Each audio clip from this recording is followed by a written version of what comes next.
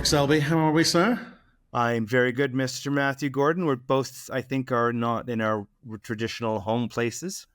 What gave it away? Was it the artisanal craftsmanship behind me? Yeah, I Base. am. I'm up at Beaver Creek for this gold show. Well, there's a bit more to it: gold, copper, a few battery poison girls, but mainly gold. Yes, I'm very excited for the next few days, and I'm holed up in see the mountains and the equipment here. Seeing one or two companies, I'm very excited, and we're hopefully going to see you on Wednesday as well. So Yes, yeah, I think on looking forward to Friday. that. So, Is yes, it right? Okay, Friday. Fantastic, yep, fantastic. Okay, well, look, better crack on with it. This is the nickel show. sure, Can't be talking about yes. gold. So, why don't you kind of kick off? Give us a sense of what's going on there, out there in the market, especially with regards to price. Again, another exciting week in the range of 20 to 22,000 where we've been since early June. Now, we did see yet another test of the $20,000 mark. Again, just briefly, it was a day and back up again.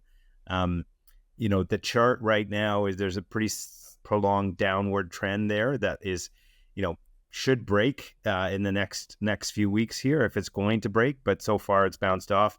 We saw a little bit of LME inventory come in for the first time in a while. So again, with the different refineries coming online, maybe we'll start to see some in there. But again, I've been calling for a break below 20,000 for about 6 months. It hasn't happened yet, but I think if it's going to happen, it will happen in the next 2 or 3 weeks here.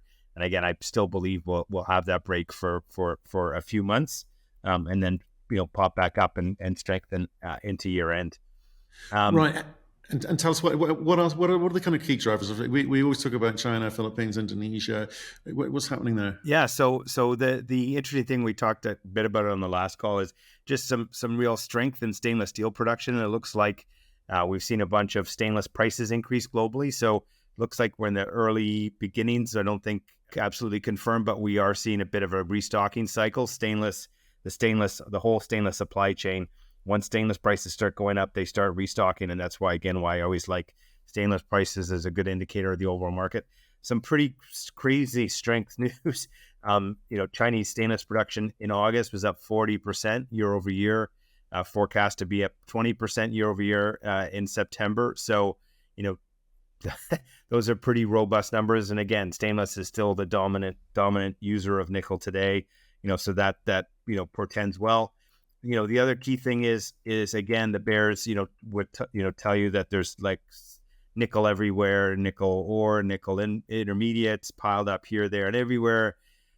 But we ended up having, a shipping coal to Newcastle moment this week in the nickel market when the Indonesian government, basically cracked down on some illegal mining operations that were happening, which took out, from one estimate I saw, about 10% of mined ore production.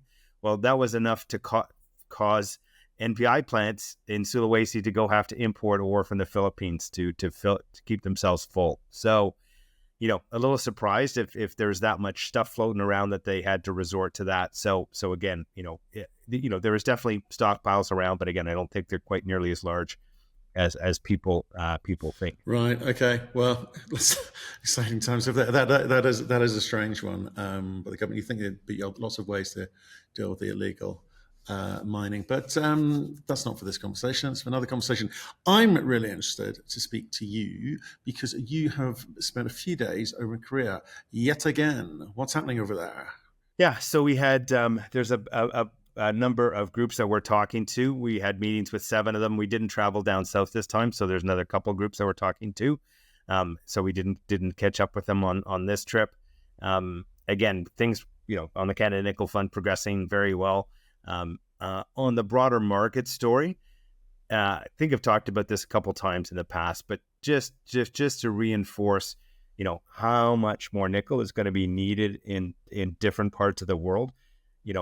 North America today has basically been about 150,000 tons since I was at Inco 20 years ago. It's sort of varied 20 to 30,000 tons up and down. In 10 years, we're going to be needing somewhere of the order of probably 400 to 450,000 tons of nickel just in North America, and you're going to see another big spike as well in Europe. just one of the groups that we're talking to, and again, in each part of the supply chain, precursor, cathode, battery, there's multiple players, but just one of the guys shared their forecast. They'll need more than current total North American consumption by 2030. So that's in 7 years. 7 years from now. One of the groups, yes, just one of the groups yeah, needs effectively the current total consumption for the US within yes, 10 years. yeah, Right. yeah, Okay, I've got. Okay, wow. And presumably all the other guys are going to need what they need too. Okay, so yeah. that's And kind of you've brutal. got about three or four groups in each one of those steps. So Wow. that's the kind of and So, that's the so, part that so can I? I market. got to ask though. I got to ask though, Yeah, because we say this, and we have been saying this for 3 years. It's a coming. It's coming. We need all of the players to succeed. You've been a very yeah. big advocate of we need all of the above. What leads this Korean? I guess they're not just based in Korea. I guess it's a global player if they're talking about U.S. market, just for their U.S. market consumption. Yeah. What leads them to believe that the numbers will come that quickly, that the demand will come that quickly, that they are seeking and building the ability to produce into that demand? Well, so they've got, the car companies plan on very long horizons, in terms of, we were producing this platform, this model's coming out, and in this time frame, we think we're gonna sell this many, of that particular car in that time frame. And so, that means if they're producing that many cars, they need to have plants that produce this many batteries, plants that produce this much cathode and precursor, and so forth. And so, they're gearing up to spend, lots of money. Again, they don't necessarily need all that nickel now, which is why they're not signing up today. But, the key piece is, they're choosing who their precursor, their cathode, their battery, partners are going to be, for whatever car models they're going to be making, and then that's going to drive, the nickel that goes into the precursor plant that then feeds that supply chain. And so, that's, there's still some risk, but, the other comment, this group made is, every year we've made a business plan and every year our forecast improves. It's not one of those things where sometimes people overshoot, the adoption rate and ends up falling far short, from their perspective.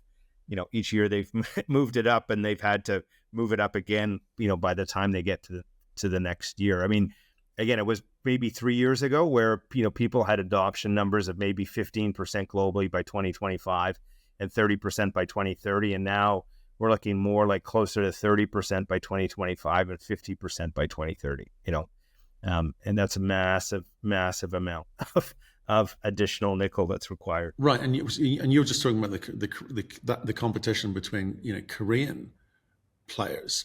Yeah. Clearly, there are others elsewhere around the world. How do they go about securing all of this? Are we going to see more of these companies moving upstream? Oh, 100%. No, they all want to lock up the nickel that's available. We're talking to some of the Western automakers again too. I could sell Crawford 3 or 4 times over at this point in time, based on the interest that we're getting from the different groups. And so, again, just like a lot of things in business, once you see one deal happen, that'll spur the rest of them to say, okay, I got to stop talking and start signing. And so, I think the next 12 months here is going to be pretty interesting and pretty exciting for the players in the space. So what does that do to price? If you don't mind me asking, what does that do to price? Because we've seen in other commodities the disconnect between what the market price is today versus the forward price estimates, and more importantly, the need of these large automotives, these manufacturers, these large battery manufacturers, who have got to deliver it to that demand. They have built large infrastructures. They have forecast the demand. Do you think we'll see some sort of a better leverage for nickel companies or battery companies more broadly in these sorts of conversations, knowing what's coming down the line, irrespective of what the price is doing today? Oh, 100%. I've not been in any rush. it'd be nice to sign a deal sooner than later, but I haven't been in any rush to do it because I know as time goes on, the that realization is setting in, and the terms are just going to keep coming our way, as we move forward here. So the nickel mines outside of Indonesia are the scarce commodity, right? And so, that's the realization, frankly, 3 years ago when we first started talking to some of the car companies, their attitude was, we would like your nickel. We would like it at a big discount. And, we're not going to give you any money. You'll get a press release out of it with our name in it, and you should be excited to get to deal with us. It's like, no, not really. So we won't talk to you anymore. But those conversations now have really, really shifted over, and the realization that that supply is not going to get built without them providing capital to make it happen. And so again, when you layer that into the kind of tax credit money that we're seeing from the different levels of government in Canada, it's pretty exciting in terms of being able to get some of these projects built. It's kind of interesting. We've talked in the past about metal super cycles, and obviously lots of money to be made for as long as they last. And yeah, we're talking nickel today, but I had literally the same sorts of conversations last week with regards to uranium. We've had the same sorts of conversations across the kind of the whole battery remit, where it feels like either the ecosystem that was set up in this kind of just-in-time economy that we've been used to for the last sort of 15 years or so, where you can go to metal traders and buy your needs and sign your contract and get the best rate possible, and life is good. Now it seems to be with metal super cycles, people are kind of sensing, as I heard last week, sensing it's like, oh, the old system doesn't work anymore. It was the new revolutionary way, just in time. We need to build up inventories for these things to guarantee. We need to go upstream and actually secure our future. And I'm talking not 5-year, I'm talking 10, 20-year, 30-year inventories if we as a business are to survive. That realization the lights seem to have switched on. It's amazing. Oh yeah, no. I mean, the reality is, for probably close to 12, there used to be a model in the 90s and 2000s in terms of how mining projects got developed is, juniors would find something, they would develop it to a point, the companies higher up the food chain would say, okay, that's great, new project, I'll buy them and I'll start building this project. And that, project comes to market. For the last 12 years, the majors really haven't built anything, new. And so we haven't seen the kind of regular deal setting that was done every cycle, in past cycles. And so again, 15 years ago, structurally, you'd have a bunch of smaller focused companies. So you had Inco and Falconbridge in the nickel market, and Falconbridge also did copper. You had a bunch of, sort of focused copper companies. And so, those companies had somewhat of a vested interest to make sure that the market got the supply that it needed, so that, that the market didn't completely blow up and, end up, creating substitution risk, through that. Now the big diversified mining companies are kind of like, they're not really beholden to any one commodity. They're not in any rush to meet the need, that all these car companies have. And again, I think it's really creating the risk that, as I said, we saw ExxonMobil do a few lithium deals a little while ago. And, if the big mining companies don't get their head out of a particular part of their anatomy, there's a real risk that, you're going to have energy companies or big private equity companies step in a big way and really, take away that incremental growth, that these guys are looking for. So, no, I think it's going to be an interesting 7 years here. I think it's one of those things like, empires rise and fall, and unless people move quickly and are nimble enough, and can foresee the potential the future in store for them, if they don't make those moves, we'll see some new, I guess, a new dynamic in emerging, and I'm kind of a little bit excited about that one, but because there's opportunities around that, but maybe it could also cause problems. Right. Well, look, we've been to Korea. We better go to Indonesia, where there's talk of free trade agreements with the US. What's happening? Yes. So Indonesia's best wish would be to get a free trade agreement with the U.S., which makes it IRA eligible. I think the reality is, as much as Indonesia wants it, I don't see it come in. Frankly, the U.S. car companies would like it too, because Indonesia is the only place that's got incremental nickel supply in the next few years here. I think you may see some sort of limited agreement of some sort of another, but some sort of broad free trade agreement is just not going to happen.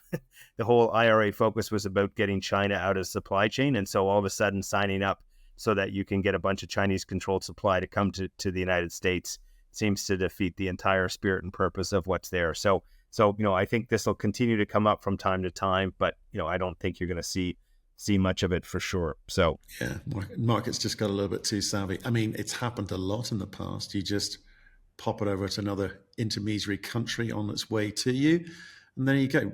Change the labels. It's all good. It's all good, right. Mark. Don't worry about it. Made in France by Yeah. Indonesia.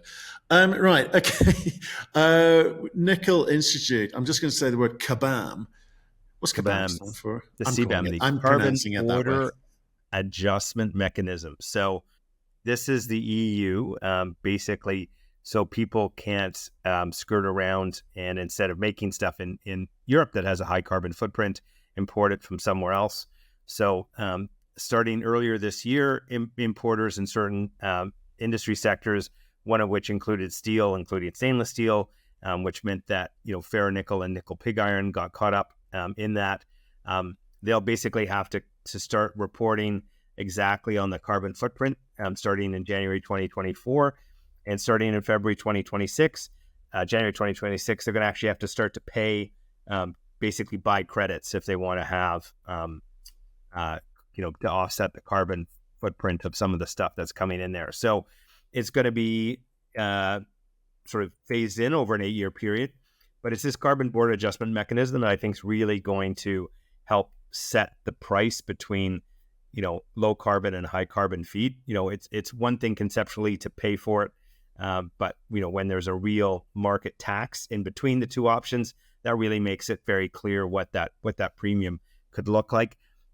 Speaking about going through other countries, part of the problem is this, the way the thing's written is there's some stuff, if that material ends up getting made into stainless and made into a dishwasher, and you bring that dishwasher into Europe right now, that's not dishwasher, isn't that carbon footprint of that dishwasher is not captured. So, we'll have to see how that plays out over time, how much leakage there is. Again, Europe does not want to completely deindustrialize.